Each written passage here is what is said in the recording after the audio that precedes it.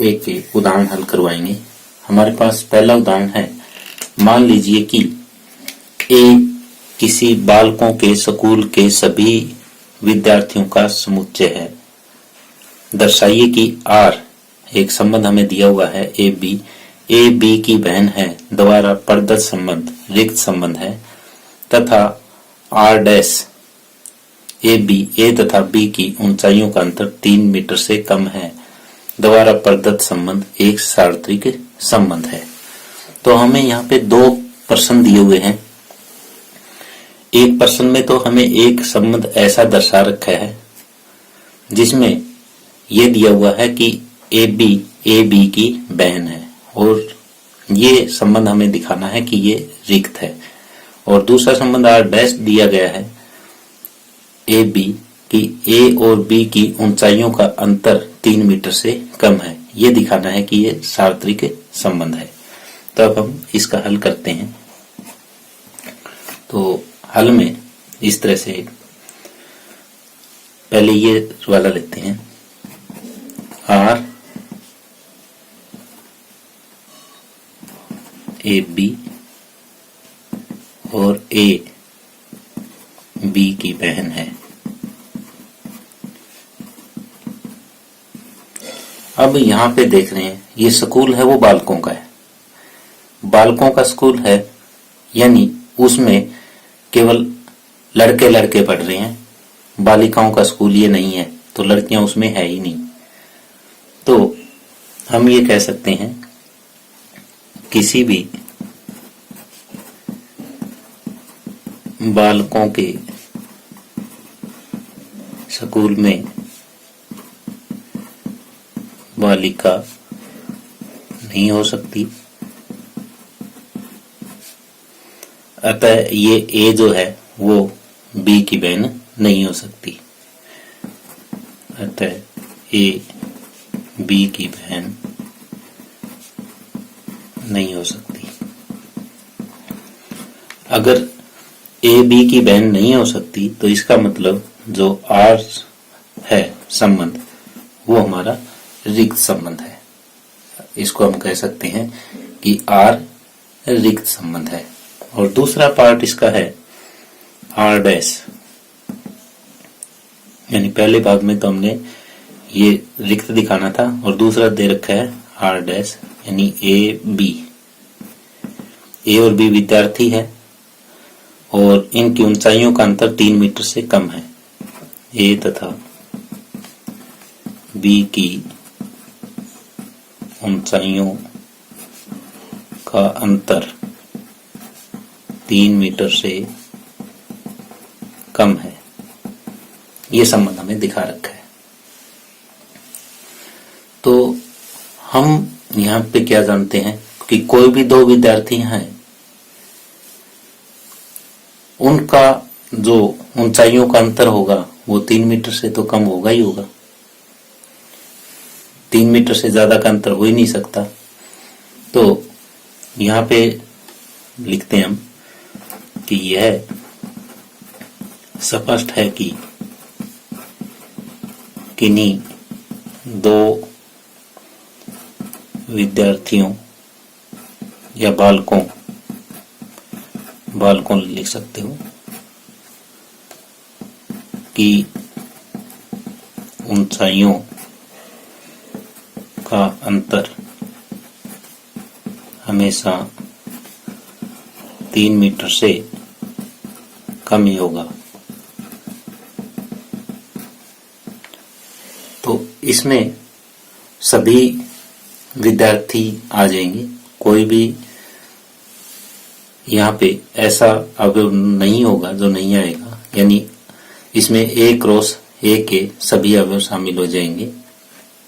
तो are dash जो है वो ए क्रॉस ए हो जाएगा।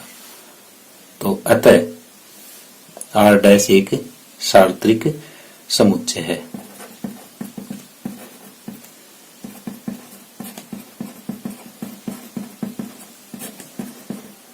सार्वत्रिक संबंध है।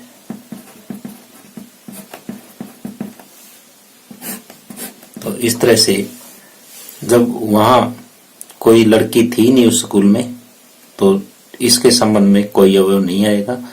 और जब सारे बच्चों की ऊंचाइयों का अंतर 3 मीटर से कम है तो इसका मतलब इसमें आर डैश में जितने संबंध बन सकते हैं मैक्सिमम यानी a गुणा a, यानी जो उनके कार्तीय गुणन है उनकी संख्या के बराबर ही हमारा आर डैश आ जाएगा।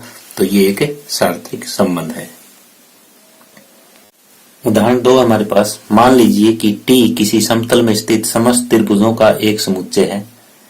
समुच्चय T में R बराबर T1 T2 और T1 T2 में आपस में संबंध ये है कि ये दोनों सर्वांग सम है। एक संबंध है, सिद्ध कीजिए कि R एक तुल्यता संबंध है। तो हमें R तुल्यता संबंध डिक्लेयर करने के लिए जो हमें ये R दिया हुआ है, ये तुल्यता संबंध दर्शाने के लिए हमें ये दिखाना पड़ेगा कि जो R है ये समतुल्य भी है, सममित भी है और संक्रामक भी है। तो पहले हम समतुल्य पे चर्चा करते हैं।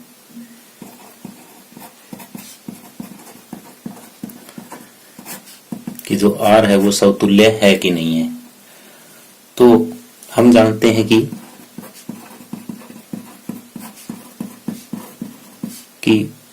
जो प्रत्येक सर्वांग सम त्रिभुज है, यानी कोई भी त्रिभुज खुद के सर्वांग सम होती है, ये कह सकते हो आप। हम जानते हैं कोई भी त्रिभुज अपने आप के सर्वांग सम होती है।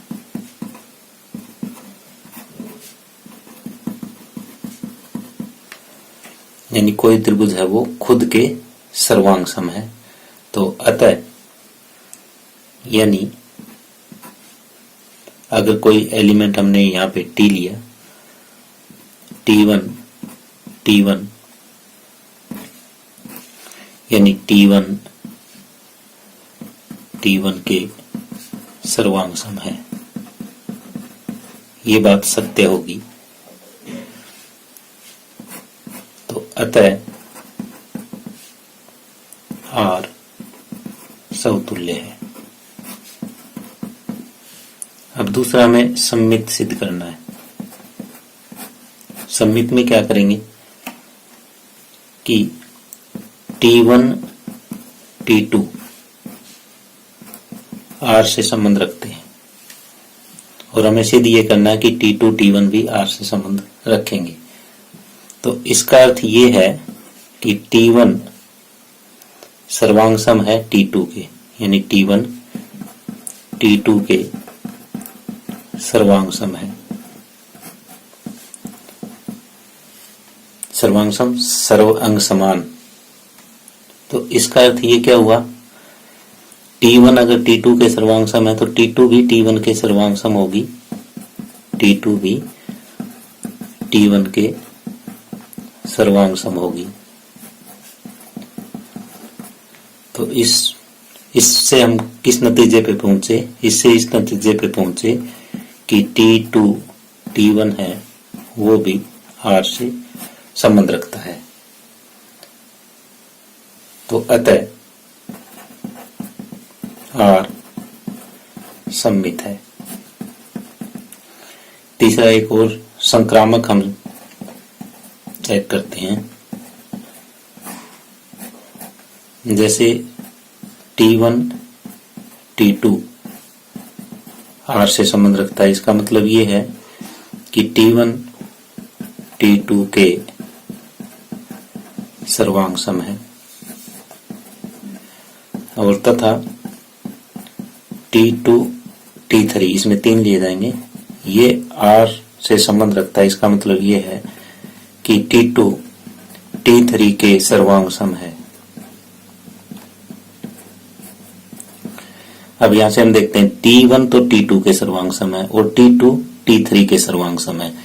इसका मतलब ये हुआ कि T1 जो है वो T3 के भी सर्वांग सम होगी। इसका अर्थ ये है कि T1 T3 के सर्वांग सम होगी।